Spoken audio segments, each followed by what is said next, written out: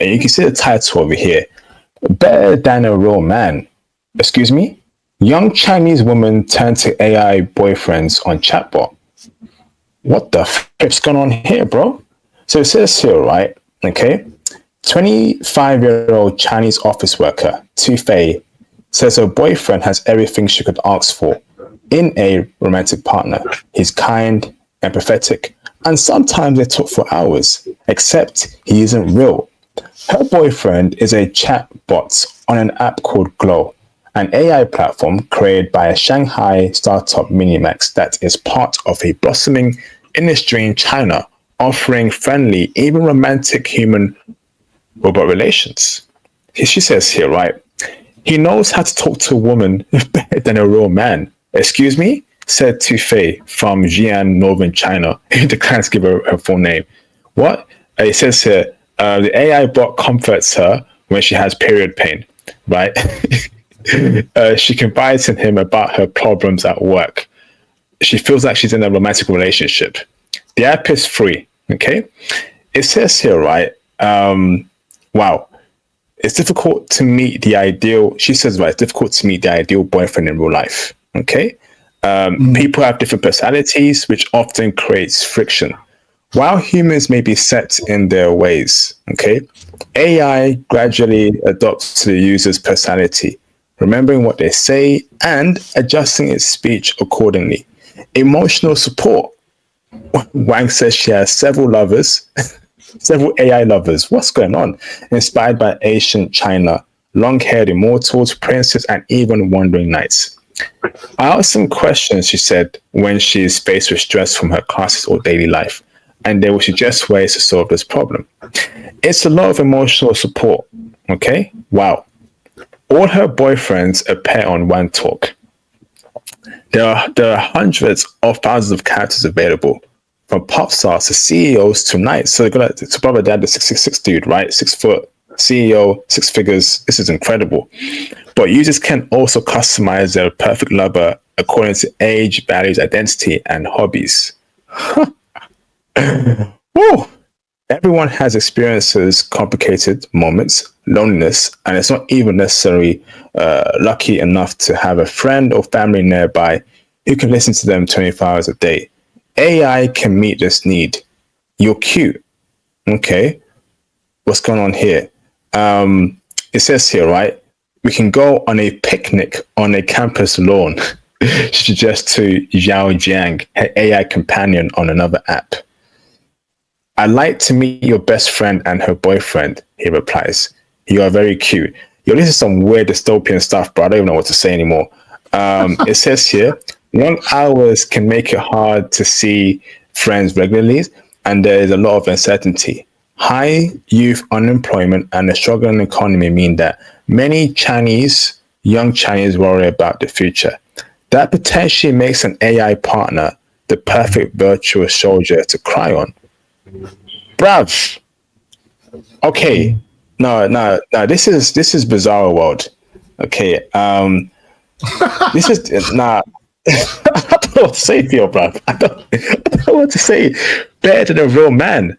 Like, we've reached a point where things are getting too weird, right?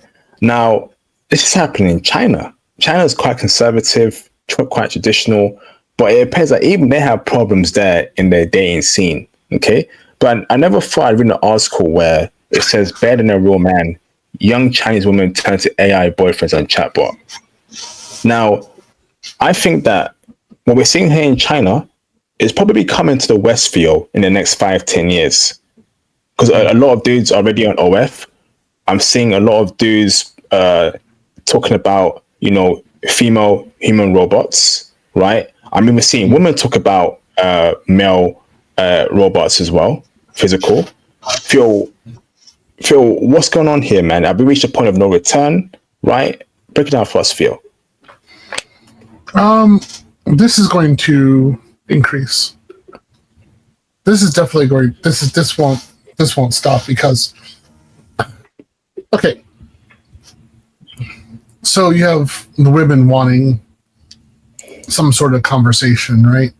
Well, if she's going to a man, and dating a man, she's not only going to want the emotional connection, but she's going to also want the financial support. So he's going to have to be paying for all this kind of crap. If she's dealing with AI, it's just emotional. So there's going to be a double standard. But, at the same time, she doesn't have to worry about putting out, but maybe she wants that. But then there's no financial. So in this case, I still think it's kind of like a double standard against the male. So I think this will continue. I'm not surprised. Now, for men, this is definitely going to continue. And I'm well aware of how AI is being used to solve the problem of male loneliness, which is there, but it's not nearly as bad as what people are talking about. But it's definitely there. And there is no doubt that AI is going to supplement or replace girls, particularly for younger men. This is going to happen in the future. And, well, if not now, very, very, very soon. And this is because a great deal of men in the West, particularly from the ages of 18 to at least 25, are not even regarded in the dating scene, and they are left without anyone. So they barely even have a female friend. So they're just hit brutally hard in terms of being lonely. Whereas they're seeing the girls they grew up with get ran through by every single guy on the block. And they have these younger guys have nobody. So if they go to AI in order to have a relationship, I'm really not surprised.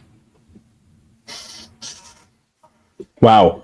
Bro, what does this mean here for passport bros? How do passport bros navigate this? Because I don't think it won't be only a Western issue. I think it's going to probably be a global issue. AI is going to be everywhere. Mm-hmm. There's going to be some women who want more from a dude, or men vice versa.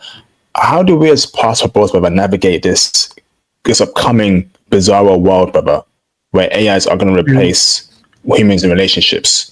I would say learn a language, go abroad and be a human being, because for the most part, should be much more thrilled to talk to you than AI. So you're gonna definitely get a win. But Western women, they don't have that position.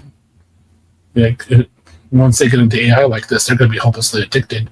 This is like romance novel on steroids, basically. That's just the way it is. So I don't think there's any way of stopping this. But I in one way, I think this is kind of a part of human sociological evolution. So I'm not surprised this is going on, and I'm not trying to stop it. I don't engage in it, but I'm aware of what's going on. I'm like, oh yeah. I would just say for passport bros, go learn a language. Like I'm learning Portuguese right now. Go learn a language, go abroad, get a girl, have a normal human relationship, make kids. Do it that way. Facts, man. Absolute facts. This is coming to the West. A lot of people are fed up. They call me passport bros, and I don't want to be around this. I don't want to be. If my friends are saying to me, "IP, I got an AI girlfriend," yeah, bro, keep away from me, man. Yeah, I can't, bro. Just go circle over there and keep away from me, bro. I can't do that, man. Bro. To tell you the truth, I don't mind it. To be honest, I don't. I'm good. Okay. I've actually had to think about this for a while, to be honest with it. So let's say that you have a girl, like a real girl, who goes to, Only Simps, OF, right? And she's selling content on there. Well, feminists or other people will say that that is some empowering for the woman, but at the same time using her as sexualizing her, endangering her security or some kind of crap like that. So in one way, it's good and it's bad. She's both empowered and a victim simultaneously, right? Okay, fine. Let's say that, okay, I'm following these AI bots. I know what's going on. I'm very surprised at this. Let's say that you have an AI which you could barely tell it's AI. It looks like a human being, moves like a girl, and this AI is also selling content on a site. And the chatbot is so realistic, it feels like you're talking to a real girl. Okay? Well, in this case, there's no woman being victimized, right? There's no mental damage. There's no woman who's going to need therapy in 10 years because she spent 10 years making content online, right? So there's money being given, but these are mainly given to developers. And these developers are probably men in China and India, which I find to be kind of funny. Oh, also Ukraine and Russia. Yeah, they're doing this. So again, I'm looking at it from the feminist point of view. I'm like, well, you can't say a woman is endangered with this, so I can't object to it. Yes, it's not. It has nothing to do with women, right? It's just the only thing is that the money is not going to a woman; it's going to a group of developers. That's all. So again, you and me are in IT. I'm doing AI right now. I'm well aware of how they can use like Hugging Face and other kinds of software to virtualize a woman's face, and they can make off of one model, you can make multiple versions of a woman. And so you can make like different hues, she can have different ethnicities, and in a day you can make like 10 or 15 women and then put them through the same algorithm with some variations so that they're acting in different ways. But it appears to a normal person that you have 10 or 15 different women who are real, right? And they have different content being given to you. Okay. If that means that 10 to 15 real women are less abused on content sites, isn't that better? So this is why I have the dilemma on it. I'm just kind of like, we kind of can't go against it. I understand. Yeah. Okay.